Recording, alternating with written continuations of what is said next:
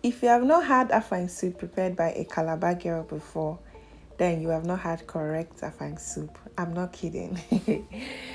If you want to have the best Afang soup, please look for a Calabar girl to make one for you. And trust me, it's going to be the best thing that ever happened to you.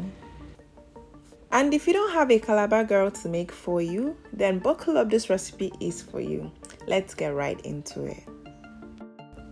My name is Favor Basi. Welcome to Zabeth Foodz. If you're new to my channel, please take out a few seconds to hit the subscribe button to join this amazing family. And if you're a returning subscriber, thank you so much for all you do. Now, I'll be using the following ingredients for this recipe, and I have a list of all these ingredients in the description box below, so please do well to check that out.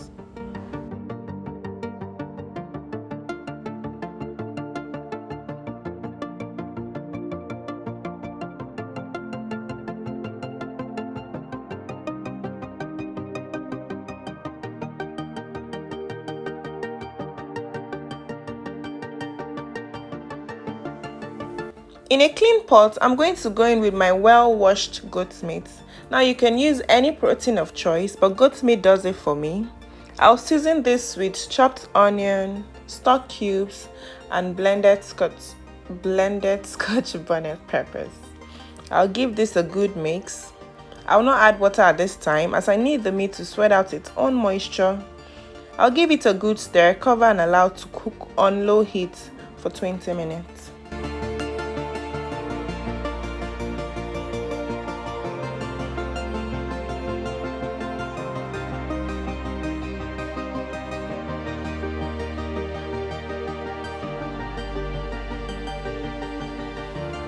After 20 minutes, this is what my meat looks like. I'm going to go in with my washed stockfish at this time. Add a cup of water, just enough to cook this through. Give it a nice stir, cover and allow to cook on medium heat for 10 minutes.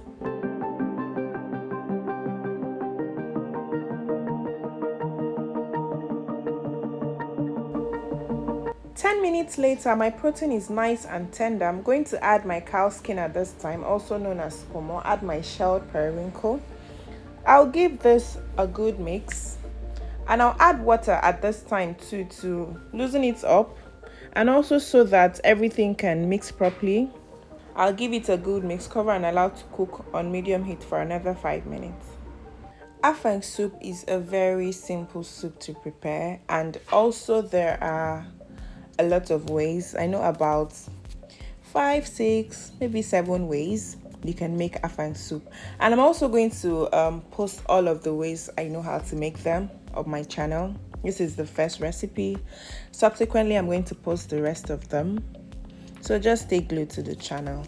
Now, and after 5 minutes of cooking, I added my water leaf. I didn't stir it, I just added it, covered it, and allowed to cook on medium heat for 5 minutes. Now 5 minutes later, this is me stirring it. Then I'm going to add my oil, and I'm going to be generous with my oil because Afang soup loves a lot of oil. I'm going to add my crayfish powder. I'm not going to add all of them because I will need some for later. I'm also going to add about half a cup of water. Mix this up properly. I also added stock cube. I forgot to mention that.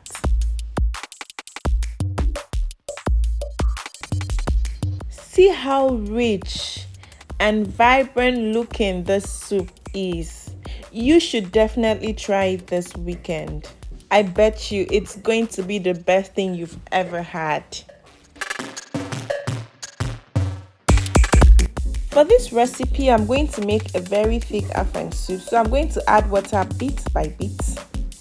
But like I said, okay, I didn't say that, but you can make your Afang soup however you want it. If you want it thick, if you want it light, you know, it's all individual preference. So for this recipe, I need a very thick Afang soup, so I'll be very, minimal with my water. Now I've added my Panla fish. I'll give this a good mix, and I'll cover and allow to cook on medium heat for another 5 minutes.